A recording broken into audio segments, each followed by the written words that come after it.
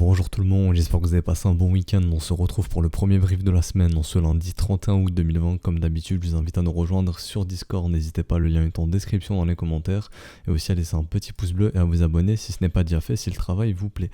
Alors aujourd'hui, on va parler exclusivement du Bitcoin. Donc on va aborder le Bitcoin, on va parler des spreads futurs, on va parler des assets à risque pour faire la corrélation encore une fois avec le Bitcoin. On va aussi très brièvement parler du gold. On va parler un petit peu de la prochaine expiration sur les options, qui se passera le 25 septembre, grosse expiration.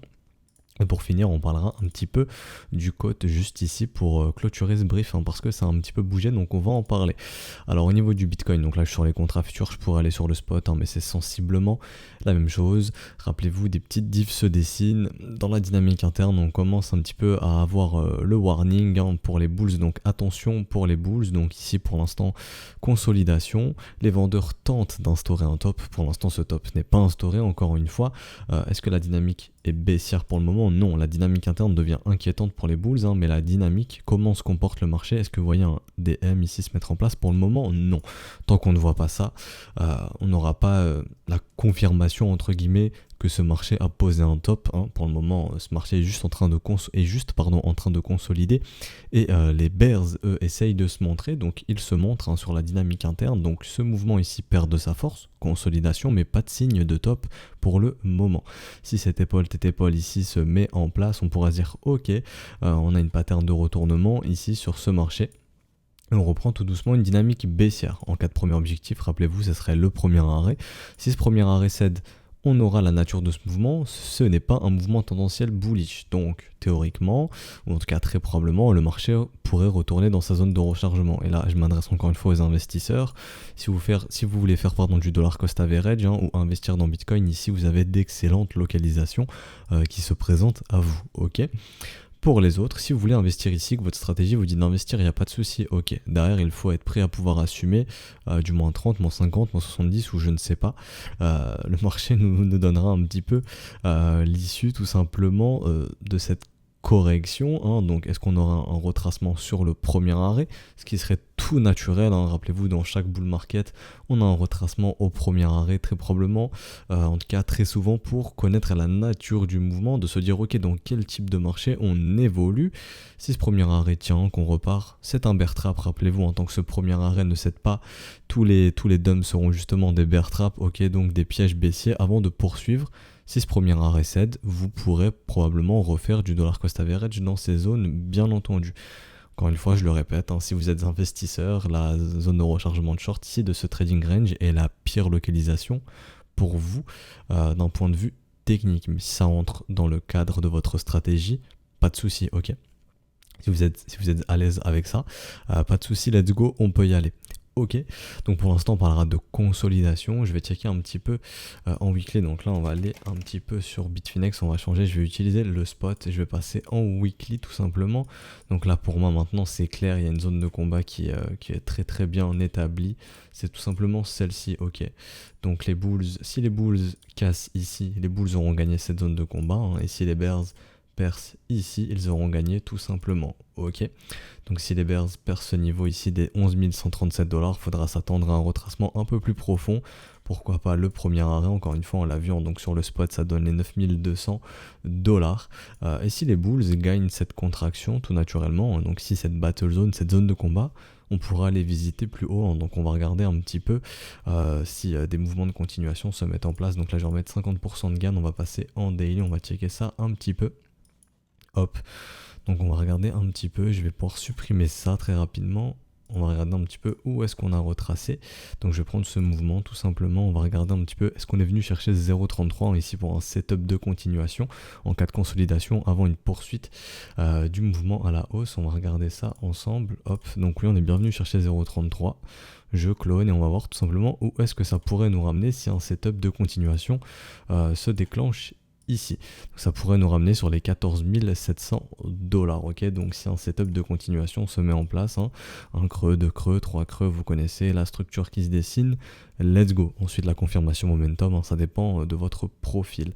On pourrait même aller checker ce setup en 4 heures, pourquoi pas. Certains pourraient se dire ok, en 4 heures ça commence à se dessiner pour moi. Bon ok, donc ça pourrait être par exemple le setup de continuation pour ceux qui cherchent à suivre cette tendance. Pour l'instant, ce mouvement tendanciel est toujours bien bullish, bien entendu, et la dynamique reste haussière. Donc tout naturellement, les traders de continuation peuvent chercher à suivre des mouvements de continuation. Et c'est celui-ci qui pourrait se dessiner, qui pourrait nous ramener sur les 14 700. Donc ça, je vais garder ça sur Bitfinex, mais nous on va retourner un petit peu sur le Bitcoin futur, donc je vais repasser en daily et tout simplement on fera attention parce que pour l'instant la dynamique interne est dans les mains des bears, donc pour se dire ok let's go, les bulls sont prêts à reprendre ce mouvement, on attendrait simplement un petit W se dessiner sur le momentum qui indiquerait ok ça y est, les bulls récupèrent le momentum et on est prêt à poursuivre. Pour l'instant vraiment la dynamique interne suggère aux bulls de penser à se calmer. C'est pour ça qu'on va surveiller cette zone de rechargement de short, donc entre les 11 900 et les 12 200$. D'ailleurs, ceux qui cherchent à shorter ce marché, pour les traders de rallye contre tendance, maintenant la localisation qui vous intéresse, c'est celle-ci tout simplement, cette zone de rechargement de short dans laquelle vous pouvez chercher des shorts tout simplement, aussi simple que ça. Et on fera super attention, pourquoi? Parce que cette zone de rechargement de short pourrait instaurer le second sommet de notre M potentiel, qui pourrait inverser la dynamique, ok? Donc très attention ici, bien entendu, sur ce potentiel M qui pourrait se mettre en place. Donc on va surveiller ça. Pour l'instant ce M n'est pas présent, la dynamique est bien bullish, donc si les bulls veulent aller chercher plus haut, pourquoi pas, mais quand même vigilance au niveau du momentum, bien entendu, ok?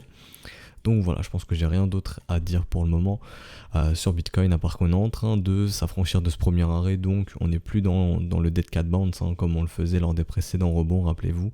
Tant que ce premier arrêt ne cède pas, nous étions dans un dead cat bounce ici, encore une fois ici par exemple, mais là on est bien en train de casser ce premier arrêt, donc pour l'instant pas de dead cat bounce. Donc la prochaine zone à surveiller, zone de rechargement de short et surtout ces corps de chandelle juste ici qui pourraient justement instaurer la deuxième épaule de notre tête épaule tout simplement, ou le potentiel M, enfin le second sommet de notre potentiel M. Donc ici les vendeurs aiment bien rejeter le prix ici, proposer de l'offre sur ces niveaux pour rejeter le prix, donc tout simplement de gros niveaux ici, les 12 060$ dans cette zone de rechargement de short, donc de nouvelles raisons de localisation très intéressantes, donc vigilance sur ces niveaux de prix. On avait dit qu'on allait checker un petit peu l'open value, voir si ça allait un petit peu s'exciter. Pour l'instant, ça n'a pas l'air d'être le cas. Les gens n'ont pas l'air de FOMO, comme on dit. De se leverager énormément ici sur BitMEX. Donc pour l'instant, on n'est pas dans une optique de FOMO. On est en train de chasser un petit peu de vendeurs, on le voit ici. On n'est pas dans du FOMO, donc tant que les gens ne sont pas en train de FOMO, le prix peut poursuivre tranquillement et ça ferait sens de venir chercher ces zones de rechargement de short, donc cette zone ici, et ensuite on verra ce qui se passe, bien entendu, ok, si les vendeurs arrivent à se montrer ou non. Si les vendeurs n'arrivent pas à se montrer dans cette zone, tout naturellement le prix pourrait poursuivre son mouvement de hausse, bien entendu, mais vraiment vigilance dans ces zones juste ici, ok, dans cette zone de rechargement de short, on fera très attention. Du côté des spreads, pour l'instant les spreads semblent accompagner ce petit rebond, donc c'est encourageant, mais on aimerait voir un petit peu plus de développement quand même, voir de beaux W se mettre en place pour se dire ok, la demande est bien progressive, let's go les bulls, vous pouvez y aller, parce que comme on le voyait ici, il se passait quelque chose. La demande quittait peu à peu ce marché. On voit ici le prix du Bitcoin monter, ok, mais ici les spreads nous indiquaient, je commence à diverger, il se passe quelque chose entre la demande et l'offre, et la demande n'est plus aussi progressive qu'avant, donc ce qui a causé ce head fake sur ce W, tout naturellement, ok. Donc c'est ce qu'on surveillera. Pour l'instant les spreads sont divergents, c'est pas tellement encourageant pour les bulls, on va pas se le cacher, mais si les bulls arrivent à réinstaurer du W, on se dira ok, on est prêt tout simplement à reprendre une demande progressive et les prix tout simplement pourront continuer d'aller dans la direction actuelle, qui est une direction haussière pour le moment, comme on peut le voir actuellement. C'est la même chose du côté d'Ethereum et la même chose du côté de Litecoin, je vais y arriver, qui se présente bien, j'ai envie de dire, pour le moment. Tant qu'on voit des spreads haussiers, il n'y a pas réellement de quoi s'inquiéter ici. Par contre, si on commence à arriver dans la zone de rechargement de short, comme on l'a vu juste avant, et que les spreads se mettent un petit peu à dégueuler, on se dira ok, il se passe quelque chose. Ok, pour l'instant, c'est pas le cas. Donc on va suivre l'évolution tout simplement ensemble. Du côté des assets à risque et du gold, je vois pas grand chose d'autre à dire, parce que le gold poursuit un peu sa consolidation, retrace encore un petit peu pour se dire ok, le gold est prêt à repartir. On s'attendra à avoir du W se dessiner pour se dire ok, let's go, on est prêt à repartir. Pour le moment, on a l'air de toujours vouloir consolider un petit peu. Du côté des obligations, c'est la même chose. Le yen ne montre pas quelque chose de très intéressant non plus.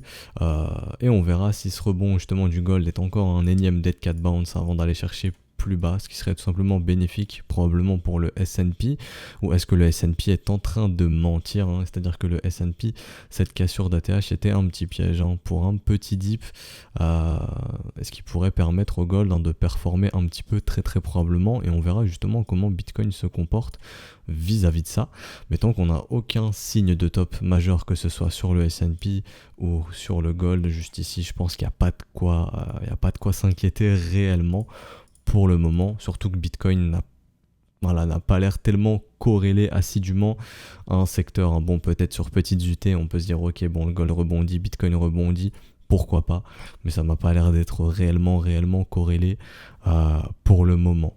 Pour l'instant, on voit pas de capitaux sortir énormément des assets à risque, hein, ou du gold, donc pour l'instant, on ne peut pas se dire que les capitaux vont sortir massivement du Bitcoin. Donc on surveillera justement si un sommet de marché s'instaure sur S&P ou sur le gold par exemple, ok ? Donc on va parler un petit peu des options, hein. Donc on a notre expiration du 25 septembre, hein, donc qui sera dans quasiment un mois maintenant. Grosse expiration, beaucoup de contrats qui vont expirer, en tout cas de gros intérêts, on parle en centaines de millions de dollars, c'est pas rien. 600 millions de têtes si je dis pas de bêtises, ou un petit peu plus, 700 millions de dollars. Donc voilà, c'est pas rien, et ça va continuer d'augmenter, hein, plus on va se rapprocher de l'échéance, ça va continuer d'augmenter, et les options prennent, en tant que contrats dérivés, prennent de plus en plus de place dans le marché crypto, donc c'est pour ça qu'on commence à s'y intéresser. Donc on a énormément d'achats de calls sur ce niveau des 12 000 $. Du côté des calls, c'est le plus gros intérêt. Du côté des puts, c'est le niveau des 11 000 $. Donc pour vous expliquer très rapidement, tous ceux qui ont acheté des calls sur ce niveau des 12 000 $ veulent voir un Bitcoin au niveau du 25 septembre, un Bitcoin égal ou supérieur à 12 000 $. Donc eux, ils veulent que le Bitcoin soit plus haut. Ok, donc là vous voyez le petit rectangle. Ils veulent voir un Bitcoin supérieur à ce niveau des 12 000 $. Donc beaucoup d'acheteurs vont défendre justement ce niveau des 12 000, et vont vouloir voir un prix du Bitcoin supérieur à 12 000. On a aussi une grosse zone d'intérêt sur ce niveau des 14 000. Alors eux, c'est simple, ils veulent voir un prix du Bitcoin égal ou supérieur à 14 000 $. Vous comprenez un petit peu, ok. Là vous allez me dire, oui mais pourquoi ils sont cons, pourquoi ils achètent des calls à 14 000, ils n'achètent pas des calls à 12 000? Bah parce qu'en fait le prime coûte moins cher en achetant un calls à 14 000, parce qu'on est plus éloigné du prix actuel que d'acheter des calls à 12 000 $. Ok, c'est tout simple, c'est aussi simple que ça. Ça coûte moins cher, le risque est plus petit si vous achetez des calls à 14 000, mais les probabilités sont moindres, donc considérez que c'est un trade faible risque, mais faible probabilité, mais potentiellement gros rendement, si bien entendu on est au-dessus des 14 000. Le risque est plus accentué ici, sur ce niveau des 12 000 $, mais c'est plus probable de voir un Bitcoin supérieur à 12 000 qu'un Bitcoin supérieur à 14 000. Ici c'est simplement des probabilités, c'est parce que le prix actuellement est à 11 750 $. Donc oui, c'est plus probable de le voir supérieur à 12 000 que de le voir supérieur à 14 000. Et la probabilité est un des facteurs à prendre dans le calcul du prime. Donc le prime c'est l'assurance, ok ? Voilà, on me demandait aussi comment je fais pour identifier les rect zones. C'est simple, c'est là où il y a un creux dans l'intérêt. Donc c'est-à-dire que en gros ici tous ces acheteurs des 12 000, rappelez-vous, ces acheteurs de 12 000 $ sur les calls veulent voir un prix supérieur à 12 000 ou égal à 12 000. Si on est dans cette zone, ils sont rect, ok. Tout comme ces vendeurs de puts ici, eux ils veulent voir un prix du Bitcoin égal à 11 000 ou inférieur à 11 000 $. Donc ici.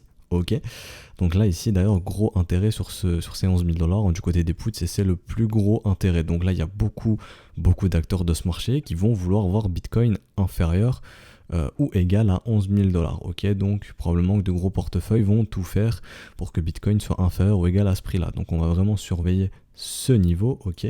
Donc je reviens un petit peu sur mon explication de la rect zone. Pourquoi la rect zone? Parce que comme je vous l'ai expliqué, il y a un trou dans l'intérêt. C'est-à-dire que si on clôture ici, donc entre les 12 000 et les 11 000 $, on va rect tous ceux qui ont acheté des calls à 12 000 $, et tous ceux qui ont acheté des calls à 12 500, 13 000, etc. Tout comme, si on clôture bien entendu dans cette zone, on va rect tous ceux qui ont acheté des puts à 11 000 et inférieur, ok. Donc tout simplement ici, c'est là où il y a un creux dans l'intérêt, ok, et là où on fait gagner le moins de monde. Donc tout simplement, tous les vendeurs de ces calls et ces puts vont récupérer le prime dans leur poche tout simplement, et ces contrats vont expirer worthless comme on dit, donc c'est-à-dire qu'ils seront écrits mais pas exécutés, ok. C'est aussi simple que ça, donc c'est pour ça que j'appelle ça la recte zone. C'est là où il y a le plus de contrats qui expirent sans pouvoir être exécutés parce que c'est pas intéressant de les exécuter. Comme je vous l'ai dit, ceux qui ont acheté ces calls à 12 000 ne vont pas exécuter leur contrat si le prix est inférieur à 12 000, tout comme ceux qui ont acheté des puts à 11 000 ne vont pas exécuter leur contrat si le prix est supérieur à 11 000. Pour eux, ça n'a pas d'intérêt. Je sais que ça peut être compliqué à comprendre au début, mais avec le temps, ça va venir.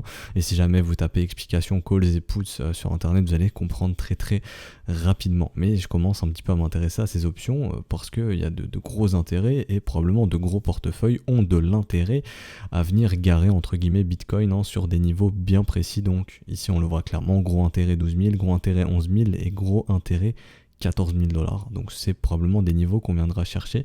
On ne peut pas savoir lesquels à l'avance, mais on peut se dire ok, il y a de l'intérêt sur ces niveaux. De gros portefeuilles peuvent venir conduire Bitcoin sur ces niveaux s'ils en ont les moyens, bien entendu. Tout comme on le voyait pour l'expiration du 25 août, pardon. Non, 28 août, pardon, je vais y arriver, à l'expiration du 28 août où le plus gros intérêt du côté des calls était aux 11 000 $. Et ces acheteurs de calls ont essayé de garer Bitcoin au-dessus des 11 000 et ils ont réussi. Il y avait aussi un gros intérêt à 14 000, bon bah eux ils ont été rects parce que Bitcoin n'a pas été chercher 14 000, mais le plus gros intérêt c'était 11 000 et ils ont tout fait pour maintenir Bitcoin au-dessus de 11 000 pour voir leur contrat expirer en gain tout simplement, ok. Voilà, enfin pour pouvoir acheter leur Bitcoin à 11 000 et vouloir le revendre s'ils le veulent supérieur à 11 000 $. C'est aussi simple que ça. Donc c'est pour ça qu'on va surveiller ces gros niveaux d'intérêt et j'espère que c'est un petit peu clair pour vous. Alors maintenant du côté du code, donc je le répète, le code c'est quoi? C'est de savoir un petit peu comment est positionné la smart money, comment sont positionnés les traders particuliers. C'est aussi simple que ça, c'est pas plus sorcier que ça. Et comme on le disait un petit peu, comme on le voyait, la smart money est toujours contre le mouvement. Donc pour moi, la smart money se hedge sur ses contrats futurs. C'est aussi simple que ça. C'est-à-dire que, par exemple, ici, quand le Bitcoin fait un rallye haussier, la smart money short entre guillemets. Non, la smart money ne va pas être contre le mouvement et se fait rect. À mon humble avis, la smart money se hedge. C'est aussi simple que ça. C'est-à-dire que elle vient shorter sur CME pour se protéger d'une baisse, et si le prix baisse réellement, elle ne sera pas en perte, c'est juste du hedge, ok, c'est simplement ça.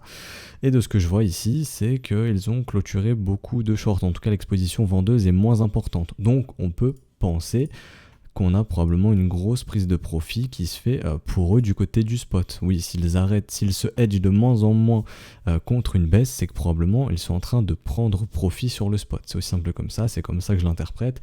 Et généralement, quand des W se montrent du côté de la smart money sur le côte, tout simplement, c'est qu'on est proche d'un sommet. Ok, par exemple ici, lorsque ce W a pris forme du côté de la smart money, ça a instauré tout simplement ce top ici. Donc la smart money a arrêté de se hedge contre une baisse, donc enfin a réduit son hedge pour se protéger d'une baisse, donc probablement qu'elle a pris profit sur spot price. Et on l'a vu ici, le marché a instauré un top. Donc attention, ici il se passe quelque chose, grosse prise de profit, potentiellement, en tout cas c'est mon interprétation, sur le spot concernant la smart money, tout simplement. Et c'est pas aberrant de voir ça, en tout cas c'est pas incohérent. Ici on le voit en weekly, on arrive sur des niveaux très importants. Vous voyez ces corps de chandelle, là où on a eu dérogé tout simplement, on le voit ici, les vendeurs aiment proposer du business et rejeter le prix ici, et on est exactement sur ces niveaux. Donc pour moi, c'est pas incohérent de voir la smart money réduire leur exposition au short, si bien entendu elle se sert des contrats futurs, pour ce hedge, aussi simple que ça. Ok, donc c'est mon interprétation, je le répète, pourquoi? Parce que la smart money est toujours contre le mouvement et c'est pas la smart money qui est contre le mouvement, c'est tout simple, c'est tout le temps entre guillemets les traders particuliers, aussi simple que ça. Ok, donc voilà, donc je pense que j'ai pas grand chose d'autre à dire du côté CME, tout simplement. Donc attention, la smart money réduit un peu son exposition au short et c'est pas aussi bénéfique qu'on pourrait le croire si jamais l'interprétation du hedge est bonne, bien entendu. Ok, il y a aussi l'autre interprétation que je vais faire de se dire ok, bon bah la smart money réduit son exposition au short parce que peut-être elle s'attend à un mouvement haussier. Aussi simple que ça. Ça peut être un des deux, mais bon, moi quand je vois la smart money contre le mouvement, je me dis bon, ok, en fait ils se servent du contrat futur pour ce hedge, aussi simple que ça. Donc là, attention, vigilance, surtout quand, rappelez-vous, on voit ces divergences de momentum se dessiner, ce qui nous invite à penser aussi vigilance ici pour les bulls, dans cette zone de rechargement de short, bien entendu, qui est la pire raison de localisation pour les bulls, là où les bulls doivent faire très très attention sur ces corps de chandelle en weekly, bien entendu, raison de plus pour les bulls de faire attention. Donc là on est clairement dans des zones de prise de profit, encore une fois dans mon cas trop tôt pour shorter ce marché, mais on est clairement dans des zones de prise de profit, ok. Donc voilà, je pense que j'ai fini pour le quote. On a fait un petit peu tout le tour, on a parlé un petit peu d'order flow, on a fait le quote, on a fait les expirations des options, donc ouais, je pense qu'on a vu un petit peu tout. Donc je le répète, on surveillera bien entendu cette zone de rechargement de short si on arrive dedans. On surveillera aussi sur le momentum, si de la petite div se dessine court terme. Pour l'instant on est en train de dessiner cette petite diff qui n'est pas encore confirmée pour moi, j'attendrai un cross des zéros ici ou que ce M puisse prendre forme ici, juste ici, ok. Donc cette divergence sera confirmée lorsqu'on viendra casser ce niveau ici pour confirmer ce M. Pour les autres, attendre un cross des zéros, ça dépend de votre confirmation pour vos divergences, ok. Voilà, on surveillera cette petite diff potentielle, je vais retirer ça, on verra ça demain. Et rappelez-vous, on est toujours dans cette énorme contraction sur le momentum. Donc là, quelque chose de gros se prépare. Est-ce qu'on est en train d'instaurer un top avant de reprendre une volatilité baissière, ou est-ce qu'on est dans une simple consolidation, ok, avant de reprendre un mouvement de continuation impulsif. Mais en tout cas, quoi qu'il en soit, un mouvement très fort se prépare ici, on le voit sur le momentum, on attend une grosse résolution de cette contraction, donc un mouvement assez impulsif. Donc attention pour les alts lorsque la volatilité reviendra sur Bitcoin, bien entendu. Ok, donc voilà, je pense qu'on va s'arrêter ici pour aujourd'hui. Si ce brief vous a plu, n'hésitez pas à laisser un petit pouce bleu, à vous abonner si ce n'est pas déjà fait. Demain, on ira voir les altcoins tout simplement, voir Ethereum, etc., etc. Ethereum semble plus fort que Bitcoin, on va voir ça justement ensemble demain. Mais voilà, on va s'arrêter ici pour aujourd'hui. N'hésitez pas à nous rejoindre sur Discord, je le répète, le lien est en description et dans les commentaires, voilà, n'hésitez pas. Je vous souhaite une excellente journée, une excellente semaine, on se retrouve donc demain. Allez, ciao tout le monde.